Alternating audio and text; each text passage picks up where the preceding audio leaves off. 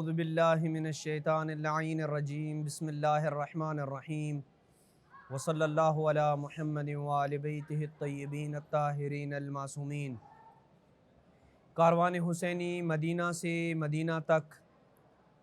قسط نمبر 22 کے ساتھ اپنے سامعین کی خدمت میں بارگاہ ملکوتی امیر المومنین سے حاضر خدمت ہوں۔ امام حسین علیہ السلام کے مکہ میں قیام کے دوران امت کے انفرادی اور اجتماعی کردار پہ سلسلہ گفتگو یہاں تک پہنچا تھا کہ امام حسین اور جناب عبداللہ ابن عباس کے درمیان جو 4 مکالمات ہوئے، جن میں سے ہم نے 2 کا تذکرہ کیا تھا، اور آج تیسرے مکالمے کو اپنے مومنین کی خدمت میں بیان کریں گے۔ مورخین لکھتے ہیں کہ امام حسین کے پاس عبداللہ ابن عباس آئے اور کہا، اے ابن عباس، آپ مجھے صبر کی تلقین کرتے ہیں، لیکن میرے صبر کا دامن لبریز ہو چکا ہے۔ میں اس راستے میں آپ کی موت کا خوف رکھتا ہوں۔ اہل عراق غدار لوگ ہیں، ان کے قریب مت جائیں، یہیں مکہ میں آپ مقیم رہیں، کیونکہ آپ اہل حجاز کے سید و سردار ہیں، اور اگر اہل عراق واقعاً آپ کو چاہتے ہیں تو آپ انہیں خط لکھیں کہ وہ پہلے آپ کے دشمنوں کو کوفہ بدر کریں اور پھر آپ ان کے پاس جائیں، اور اگر وہ ایسا نہ کریں تو آپ یمن چلے جائیں، وہاں کے لوگ آپ کے بابا کے شیعہ ہیں اور وہاں آپ لوگوں سے کنارہ کش رہیں گے، وہاں سے لوگوں کو خطوط لکھیں اور اپنے ساتھی وہاں سے پیدا کریں۔ مجھے امید ہے کہ جو آپ چاہتے ہیں وہ امن و سلامتی سے آپ کو مل جائے گا۔ لیکن امام حسین علیہ السلام نے فرمایا، اے عبداللہ ابن عباس، خدا کی قسم میں جانتا ہوں کہ آپ میرے خیر خواہ اور شفیق ہیں، لیکن میں سفر کربلا کا پختہ ارادہ کر چکا ہوں، اور میں کربلا کے سفر پہ اتفاق کر لیا ہے میں نے۔ یہ وہ تیسرا مکالمہ تھا جو گزشتہ مکالمات سے ملتا جلتا تھا، جو امام حسین علیہ السلام اور حضرت عبداللہ ابن عباس کے درمیان ہوا تھا۔ جبکہ جناب عبداللہ ابن عباس اور امام عالی مقام کے درمیان چوتھا اور آخری مکالمہ کچھ یوں تھا کہ حضرت ابن عباس کہتے ہیں کہ امام حسین علیہ السلام عراق کی جانب نکل رہے تھے تو میں نے امام سے ملاقات کی اور کہا، اے فرزند رسول خدا، کربلا نہ جائیں۔ جسے سن کے سردار کربلا نے کہا، اے عبداللہ ابن عباس، کیا تمہیں معلوم نہیں کہ میری اور میرے اصحاب کی آرام گاہ کربلا ہے؟ ابن عباس نے کہا کہ مولا، آپ کو کیسے معلوم ہے کہ آپ کی آخری آرام گاہ کربلا ہے؟ امام علیہ السلام نے فرمایا، بسر سر لی وعلم اعطیتہ، یہ ایک ایسا راز ہے جو میرے سینے میں ودیعت کیا گیا ہے، اور ایسا علم ہے کہ جو مجھے عطا کیا گیا ہے۔ یہ وہ 4 مکالمات ہیں کہ جو جناب عبداللہ ابن عباس اور امام حسین علیہ السلام کے درمیان ہوئی ہے۔ ان تمام میں ایک جامع اور قدر مشترک بات جو نظر آتی ہے اور سمجھ آتی ہے وہ یہ ہے کہ جناب عبداللہ ابن عباس امام حسین علیہ السلام کی تحریک کے بالکل مخالف نہ تھے، بلکہ اس چیز کے لیے امام علیہ السلام کو مشورہ دے رہے تھے کہ جب تک اہل کوفہ خود عملی طور پر بیدار نہ ہو جائیں اس وقت تک آپ کوفہ نہ جائیں۔ پس ہمیں کوئی ایک بھی تاریخی روایت نہیں ملتی جس سے یہ ظاہر ہو کہ ابن عباس نے امام کی تحریک کی مخالفت کی ہو، سوائے مرحوم دربندی کی کتاب اسرار الشہادہ کے، جس میں انہوں نے کتاب الفوادح الحسینیہ سے نقل کیا ہے کہ ابن عباس نے ایک مکالمے کے اختتام پہ امام حسین علیہ السلام کو مکہ واپس جانے اور بنو امیہ کے ساتھ صلح کرنے کا مشورہ دیا تھا، جس کا جواب امام حسین علیہ السلام نے یہ دیا تھا کہ ہے ہاتھ یا ابن عباس، اے ابن عباس، ہرگز ایسا نہیں ہو سکتا کہ حسین واپس مکہ چلا جائے۔ ان القوم لم یترکنی این کنت حتی ابایعہم کرہا ویقتلوننی، میں جہاں بھی چلا جاؤں، حسین جہاں بھی چلا جائے، یہ بیعت کے بغیر مجھے نہیں چھوڑیں گے، اور پھر بیعت کے بعد بھی مجھے قتل ہی کریں گے۔ اگر میں کسی کیڑے کے بل میں بھی گھس جاؤں تو یہ مجھے وہاں سے نکال کے بھی قتل کر دیں گے۔ بس میں رسول خدا کے حکم کی تعمیل کرتے ہوئے جہاں جانے کا انہوں نے مجھے حکم دیا تھا وہیں نکل رہا ہوں۔ انا للہ و انا الیہ راجعون۔ اور اسی طرح معالی السبتین میں بھی یہ بات درج ہے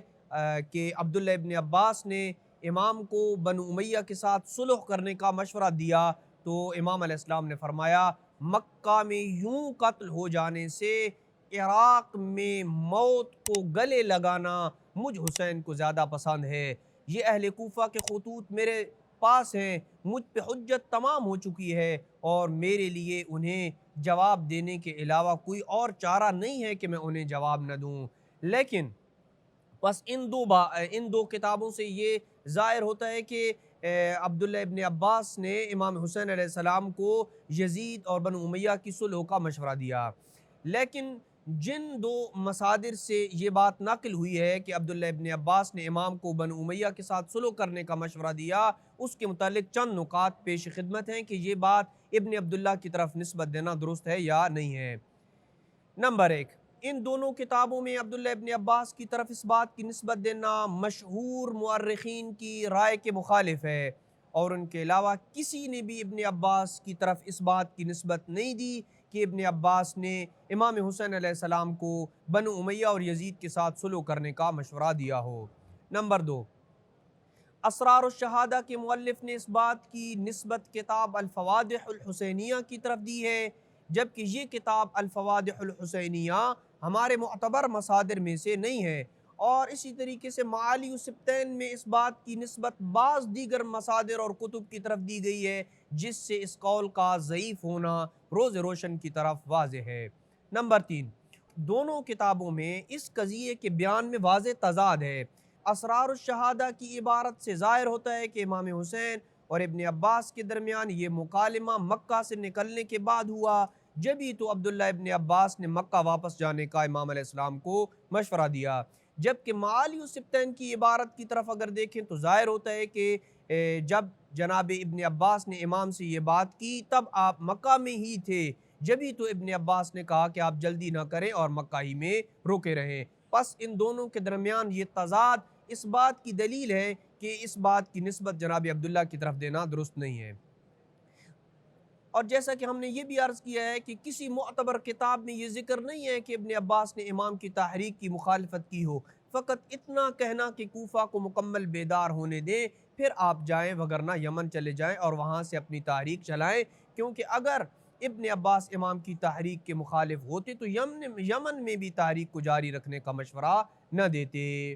لیکن سوال یہ پیدا ہوتا ہے کہ جب ابن عباس امام کی تحریک کے حامی تھے اور امام عراق جانے پہ مصر تھے تو ابن عباس امام کے ساتھ کیوں نہ گئے، جبکہ وہ آپ کی امامت کے معتقد تھے اور آپ کی نصرت کو نماز و زکوٰۃ کی طرح واجب سمجھتے تھے، اور انہوں نے رسول خدا اور امیر المومنین سے یہ سن رکھا تھا کہ امام کربلا میں شہید ہوں گے، اور خود ابن عباس کا بیان ہے کہ میں جنگ صفین میں امیر المومنین کے ساتھ تھا۔ جب امیر المومنین فرات کے کنارے پہنچے تو بلند آواز سے کہا، اے ابن عباس، کیا تم اس مقام کو جانتے ہو؟ ابن عباس کہتے ہیں میں نے کہا امیر المومنین اے مولا میں اس مقام کو نہیں جانتا۔ تو مولا نے فرمایا اگر تم اس مقام کو ویسے جانتے جیسے میں علی جانتا ہوں تو تم بھی یہاں سے میری طرح گریا و گناہ ہو کر ہی گزرتے، یعنی جس طرح میں گریا کر رہا ہوں ایسے آپ بھی گریا کرتے۔ پس مولا دیر تک روئے اور اتنا روئے کہ آپ کی ریش اقدس آنسوؤں سے تر ہو گئی اور آنسو آپ کے سینے پہ ٹپکنے لگے، اور رو رو کے فرما رہے تھے، آل ابو سفیان تمہیں مجھ سے کیا دشمنی ہے؟ اے ابو عبداللہ، اے حسین، گویا کہ امیر المومنین امام حسین کو خطاب کر رہے تھے، اے حسین ان مظالم پہ صبر کرنا، جس طرح آپ کے بابا کو بنو امیہ کے ظلم و ستم کا سامنا کرنا پڑا ویسے ہی آپ کو بھی کرنا پڑے گا۔ ابن عباس یہ سب کچھ جانتے تھے کہ امام حسین کربلا میں شہید ہوں گے، اور ابن عباس کی سیرت کا مطالعہ کرنے والا یہ اچھی طرح جان سکتا ہے کہ انہوں نے امام حسین کو کہا تھا کہ خدا کی قسم اگر میں اس تلوار سے آپ کے ساتھ مل کر اس طرح جنگ کروں کہ تلوار لڑتے لڑتے میرے ہاتھوں سے گر جائے تب بھی میں آپ کے حق کا عشر عشیر بھی پورا نہیں کر سکتا۔ ان تمام باتوں کو جان لینے کے بعد سوال یہ ہے کہ عبداللہ ابن عباس کاروان حسینی میں امام کے ساتھ شامل کیوں نہ ہوئے؟ کیا وہ سن رسیدہ تھے اور جنگ و جہاد سے عاجز تھے؟ تو اگر جناب ابن عباس کی عمر دیکھیں تو 60 ہجری میں ان کی عمر 62 سال تھی، اور اس وقت وہ یعنی 62 سال کی عمر میں امام حسین علیہ السلام سے تقریباً 5 سال بڑے تھے۔ لہٰذا اس وقت 62 سال کا مرد یعنی عرب میں اس وقت 62 سال کا مرد اپنی جسمانی قوت کے اعتبار سے جہاد پہ مکمل طور پہ قادر ہوتا تھا۔ تو سوال یہ ہے کہ پھر بھی کاروان حسینی میں جناب عبداللہ ابن عباس شامل کیوں نہ ہوئے؟ کسی بھی حتمی جواب تک پہنچنے سے پہلے 2 نکات کو سمجھنا ضروری ہے۔ نمبر 1، مکہ مکرمہ میں ابن عباس اور امام کے درمیان جتنے بھی مکالمات ہوئے، امام علیہ السلام نے یوں براہ راست ابن عباس کو اپنی نصرت کی دعوت نہ دی جس طرح عبداللہ ابن عمر کو دعوت دی تھی۔ نمبر 2، کسی بھی تاریخی روایت میں ہمیں نہیں ملا کہ امام حسین علیہ السلام کی شہادت کے بعد دیگر ائمہ اہل بیت نے ابن عباس کو امام حسین علیہ السلام کے ساتھ شامل نہ ہونے پہ ان کی مذمت و ملامت کی ہو اور انہیں امام کے حق میں کہتا شمار کیا ہو۔ ان 2 باتوں کے بعد یہ بات بھی یاد رکھنا ضروری ہے کہ ابن عباس آخر عمر میں نابینا ہو گئے تھے، اور تاریخی اعتبار سے یہ بات متفق علیہ ہے کہ سعید بن جبیر ان کا ہاتھ پکڑ کے انہیں چلایا کرتے تھے، اور یہی وجہ تھی کہ جب امیر شام نے کہا تھا کہ اے ابن عباس، آپ بنو ہاشم کو کیا ہے کہ آپ سارے نبی نہ ہو، تو ابن عباس نے بڑا ہی پیارا جواب دیا تھا، اے بنو امیہ، تم سب کو کیا ہے کہ تم سارے عقل کے اندھے ہو۔ بس تاریخی اعتبار سے یہ بات ثابت ہے کہ جناب ابن عباس نابینا تھے، اور شیخ طوسی نے اپنی کتاب امالی شیخ طوسی میں یہ روایت درج کی ہے کہ مدینہ میں جب امام حسین علیہ السلام کی شہادت کی خبر پہنچی اور ام سلمہ کے گھر سے رونے کی آوازیں آئیں، تو عبداللہ ابن عباس کہتے ہیں کہ میں اپنے گھر تھا، جب یہ رونے کی آوازیں میں نے سنی تو سعید بن جبیر نے میرا ہاتھ پکڑا اور مجھے ام سلمہ کے گھر لے آئے۔ اس کا مطلب یہ ہے کہ واقعہ کربلا سے پہلے ہی جناب عبداللہ ابن عباس نابینا تھے، اور یہی وہ سبب ہے کہ عبداللہ ابن عباس جیسا مرد مجاہد کربلا میں امام کے ساتھ نہ جا سکا، کیونکہ امام علیہ السلام نے خود ابن عباس کو مدینہ واپس جانے کا کہا تھا۔